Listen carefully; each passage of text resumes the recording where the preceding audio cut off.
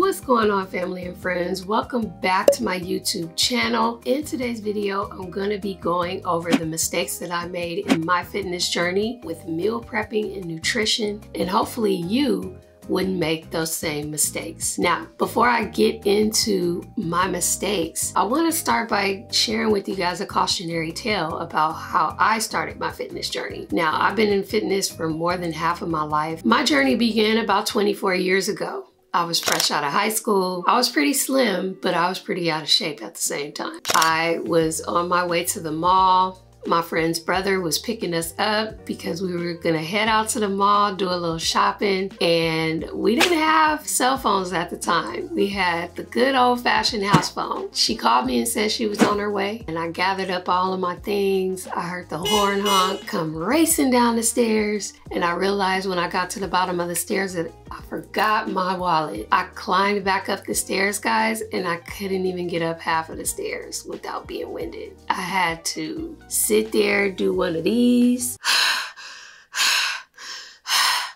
Man, it took me about a good 3-4 minutes to get back up the stairs, get my wallet, come back downstairs, out the door, and in the car. And I said to myself as I was riding in the backseat on the way to the mall, I cannot be this young and this out of shape. I am going to get me a gym membership this weekend. I went to 24 Hour Fitness around the corner from my house, and I never looked back. It's funny I say that because I've been a proud member of 24 Hour Fitness for the past 24 years. Wow, that's crazy. But along my fitness journey, I made plenty of mistakes, you know, and I want to share just a few of them with you today that has to do specifically with nutrition because it's such a huge part of getting in shape. So the first mistake I made with my nutrition is not planning beforehand. Never overcomplicate your meal prep. That was the biggest mistake I made in the beginning of my fitness journey. I can remember so clearly when I used to be at work on a Wednesday and I knew the next week's meal preps was coming up, and I would spend hours upon hours upon hours just looking up different recipes on Pinterest, on Google, and it would take up so much of my workday and so much of my days off just trying to figure out what I'm gonna eat for the next week. It never occurred to me that I can eat the same things and still lose weight, but I was in the beginning of the fitness journey and I don't want you to make that same mistake. So just keep it simple. I plan in twos. I always plan in twos. So pick 2 of your favorite proteins, pick 2 of your favorite side dishes, whether it's rice or potatoes, and pick 2 of your favorite vegetables.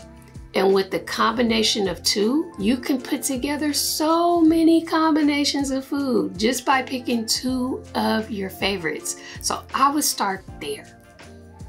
Second mistake I made was not planning beforehand. I know it sounds pretty counterintuitive being that it seemed like I was planning with all the research that I was doing, but it really made me more unprepared than prepared, to be honest with you, because looking up those recipes and researching so many different ingredients just left me with analysis paralysis. Like I just really didn't have a plan or anything to do by the end of the week because I had researched so many different recipes, and that carried over into the weekend. And by Sunday on my meal prep day, I was sitting in front of the stove just clueless, not knowing what to cook, not knowing what to do, because I really didn't have a solid plan in place. Again, going back to my first remedy to that is if you have 2 of your favorites of every component that you need, it makes the planning process so much easier. Aside from picking my 2 favorites, the best way and the best advice that I can give you to plan what you're actually gonna cook is pick 2 flavor profiles. So if you're feeling Mexican and Chinese, then pick those 2 flavor profiles. If you're feeling maybe just traditional Mediterranean, then pick those 2 flavor profiles. But if you stick to the flavor of 2, then it makes the planning process a whole lot easier when buying supplemental ingredients for your meal prep, which leads me to the next mistake, not being prepared when entering the grocery store. So now that you've planned into and you have the plan together, the next thing you need to do is come up with a grocery list. And I didn't do that in the beginning. I would go into the store just winging it all the time and would come out with so much more food than I needed for the week. I ended up spending more money, eating more calories, and both of those things are a recipe for disaster. So a way to do that is just to write down a quick list of the ingredients that you need to get from the store and go into the store with the list, and do not, I repeat, family, friends, do not deviate from the list. Please don't deviate from the list, because if you do that, again, you're gonna end up getting more food than you need, spending more money than you need, eating more calories than you need in order to get in shape. So you have your plan, you have your ingredients, you've went to the store, and now you're in the kitchen on Sunday, ready to get your meals prepped. Please do not make this mistake by spending all day in the kitchen on your only day off. So if you're anything like I was, had a full-time job and a side hustle, the only day off that you usually have is a Sunday. And I used to spend all day on my only day off in the kitchen, meal prepping. Battery died on the other camera. Guess we're gonna have to make do. I would spend all day in the kitchen on my only day off, and it used to drive me insane. So now I set a timer.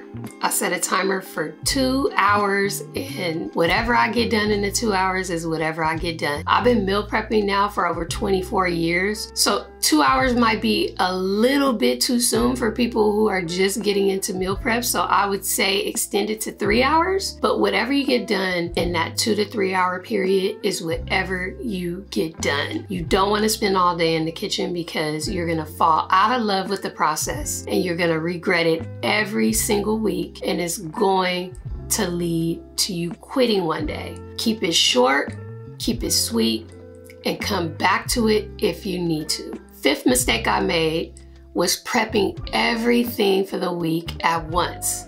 That's right, I was spending 8 hours in the kitchen, but I was prepping for 7 days straight. And by day 4, I was wolfing the food down and regretting every single bite. Oh, it was so hard to eat after the 4th day because it just didn't reheat well after day 4. And it took me months to a year to figure out I can come back to the kitchen and prep on a Tuesday or a Wednesday for the remainder of the week. Like, I don't have to prep everything at once. So my advice to you is to only prep the items that reheats well. Do not pre-cook your proteins. Do not pre-cook certain vegetables that get mushy after a while. Again, this is food that you're gonna have to eat throughout the week, family and friends, so you want that food to be enjoyable. I mean, it's bad enough you have to eat clean in the first place, but you want your food to taste well. You want it to be edible. I find myself now only prepping certain ingredients. Like, I would only prep my sweet potatoes or my regular potatoes if I had any sort of potato, prep and cook my rice, and I would prep and cook my broccoli. Anything other than that will be cooked the day of. Now, don't get me wrong, I will season my food. I will pre-season or pre-flavor my food. Flavor my food? Tongue-tied. Pre-season or pre-flavor my food, but when it comes to cooking my food, I wouldn't do so until the day of. And my #1 cooking tool this day and age is the air fryer. The 6th mistake was eyeballing my food, not measuring the food to the proper quantities. Big mistake. Big, big, big mistake. By relying on my own senses when I'm cooking, I always ended up cooking more food than I needed to cook, eating more food than I needed to eat, and gaining more weight than I needed to gain. It is a recipe for disaster. please measure your food. Take that extra step. Get you a good quality kitchen scale. They don't cost very much. We're talking under 15 bucks at your local store, and pre-measure your food. Another mistake that I made while we're talking about measuring our food is when I was measuring my food, I would measure my food raw instead of measuring my food cooked. You always want to measure your food after it's been cooked, and you always want to log your food as cooked. Cooked rice, cooked chicken breast. Because again, when you cook your food, it shrinks. You want to be as accurate as possible when you're on a weight loss journey. You don't want to overeat.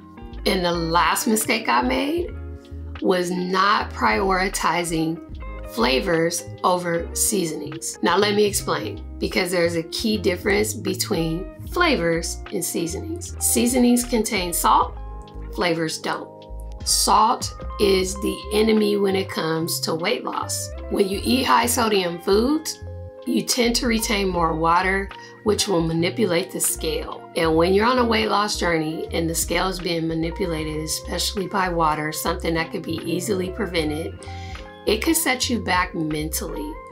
And it did that for me in the beginning of my fitness journey. It wasn't until I learned the difference between seasonings and flavorings where that made a huge difference in the way that my food tasted and what it said on the scale. So seasonings that are containing salt, you want to either eliminate or keep it to a bare minimum. Flavor, on the other hand, is unlimited.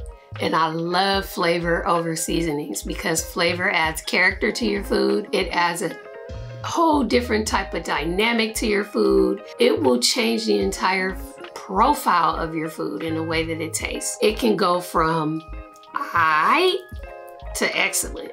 So keep the salts to a minimum. I really prefer you to use either Celtic salt, sea salt, kosher salt, or Himalayan pink salt. Anything other than that, you should be using different types of flavors. What I mean by flavors is your chili powder, your garlic powder, your cumin, your paprika, your coriander. The list goes on and on and on and on. The flavor profiles of your food is unlimited. You can take a dish from traditional American to Asian just by manipulating the flavors of your food. Guys, thank you so much for watching this video today. I hope these tips were very helpful for you. I hope my mistakes prevent you from making the same mistakes along the way in your fitness journey. Comment below if you want me to do a deep dive on seasonings and flavors, because I can go on and on and on about that. And I can give you guys some helpful seasoning and flavor combos that I'm currently using in my meals. Comment below if you want to learn more about that. So guys, there you have it. Thank you so much for watching this week's video. Make sure you comment, like, and subscribe, and I'll see you guys next week. Peace.